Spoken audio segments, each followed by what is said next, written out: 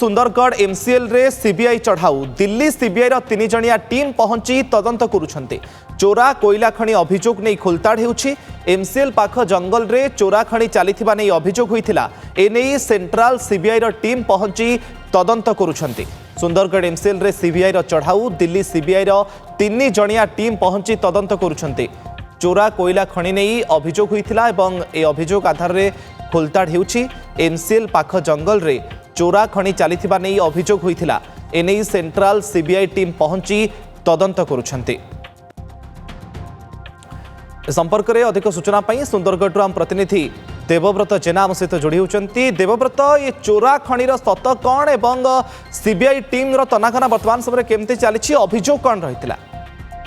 देखो जो भाव में जो सुंदरगढ़ एमसीएल रही एमसीएल रु जो कोयला चोरी नहीं अनेक बार खबर प्रसारित होती परवर्ती समय तार तदंत किंतु आज पर्यंत जो माने खनि चोरी कोयला चोरी रे संपृक्त से भली बड़ माफिया को धरबारे कहीं सक्षम हो नथिले।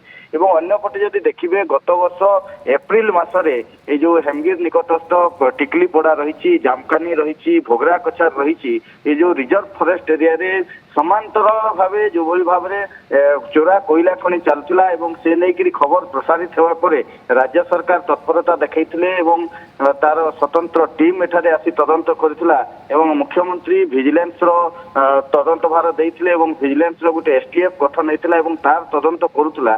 किंतु तदंत काल रे जे विधायक रही पूर्वतन विधायिका रही ये तमाम राजनेता माने यार एक उच्च स्तरीय तदंत एवं सीबीआई तदंत करने पर दाबी करथिले। यही आधार रे सीबीआई रो स्वतंत्र टीम दिल्ली रो आसी आज पहुंची सुंदरगढ़ एमसीएल रे एवं एमसीएल रे जहाँ कागज पत्र रही कार्यालय रे ताकू जांच करिया परे जो कनिका स्थित रेलवे साइडिंग रही सेठाकू जाइथिले एवं रेलवे साइडिंग रो जे इंचार्ज रही सेठारु आनी वर्तमान जो मुख्यालय रही एमसीएल रो सुंदरगढ़ स्थित कार्यालय रे ताकू सेठारे पचरा उचरा जारी रखिछि। किंतु सबुठारु बड़ कथा होउछि जेभली भाव रे चोरा कोयला खनि चलीथिला एवं जो कनिका स्थित रेलवे साइडिंग रु मध्य कोयला बराबर चोरी होउथवार नेकरी सीबीआई पाखे एवं अभियोग आसीथिला एवं सीबीआई सेही आधार रे जो कोयला खनिर जो साइडिंग रो जे इंचार्ज रहिसंती तांकू मध्य एठारे अटक रखिकरी तांकू पचरा उचरा जारी रखिछि एवं तमाम दिग को नेकरी तदंत करूछि सीबीआई जे चोरा जो कोयला होउथला से कोयला किए नउथले केउ माने एथरे शामिल थिले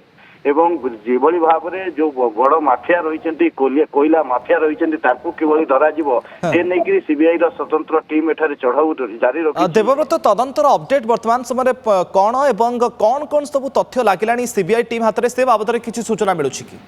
देखो सीबीआई रो टीम आसी जदिव से प्रथम सकाल पहुंचा पर जो वसुंधरा जीएम को कार्यालय को जाइथिले एवं सेठारे जो कागज पत्र रही कंप्यूटर रे जो ताकर जेहेतु कंप्यूटराइज युग से कंप्यूटर रे जो कागज पत्र रही ऑनलाइन रे सब ताकू प्रथम से देखिथिले एवं एठारो जहाँ कागज पत्र ताकू से पाखकू नैथिले एवं या परे जो सीबीआई रो टीम से जाइथिले कनिका स्थित रेलवे साइडिंग को एवं सेठारे मापचुप करबा परे केते कोयला गच्छित रहिबा कथा वर्तमान केते रही एवं ताकर जो संदेह जो रहुतला जे कोयला को बाटे चोरी होउची से तमाम दिग को नेकरी सेठारे से परिदर्शन करथिले जगह बुली देखिथिले एवं जो कोयला साइडिंग रो जे इंचार्ज रहिचंती तांकू आनी वर्तमान पचरा उचरा जो एमसीएल रो जीएम कार्यालय रही से जीएम कार्यालय मध्यरे तांकू पचरा उचरा जारी रखिचंती। के वरिष्ठ अधिकारी तदंत परिसरभुक्त हेलेनी?